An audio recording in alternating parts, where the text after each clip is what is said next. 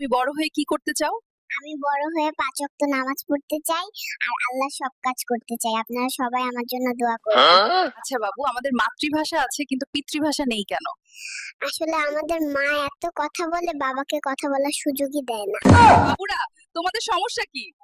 আমাদের যার সাথেই দেখা হয় সে আমাদের চুমু দেয় এবং গাল ধরে টান দেয়। এর বিচার চাই। সিলেটে জন্মগ্রহণ করায় তোমার অনুভূতি কি? সিলেটে জন্মগ্রহণ করে নিজেকে লজ্জিত মনে হচ্ছে, কারণ সিলেটের মানুষ পাথর চুরি করে। তোমরা কিসের জন্য আন্দোলন করছো? আমাদের বাবা মা খাওয়ানোর সময় কার্টুন দেখানোর অভ্যাস করে আমাদের চোখ নষ্ট করে দিচ্ছে। এর বিচার চাই।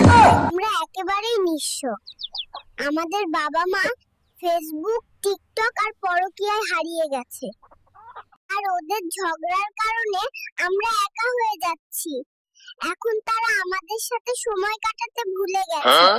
এই, ডাক্তার কোথায় গেল? আমাকে কতই না কষ্ট দিল, তারে আজকে ডাক্তারি শিখাবো। ঘরের বউ যদি ভালো হয় তাহলে একজন বেকার পুরুষও প্রতিষ্ঠিত হতে পারবে, আর ঘরের বউটা যদি খারাপ হয় তাহলে একজন প্রতিষ্ঠিত পুরুষও চোখের পলকে ব্যর্থ হয়ে যাবে। আপনারা এখানে কি করছেন? সিলেটে সাদা পাথর তুলে শেষ করে ফেলছি, তাই চাঁদে আইছি পাথর তুলতে।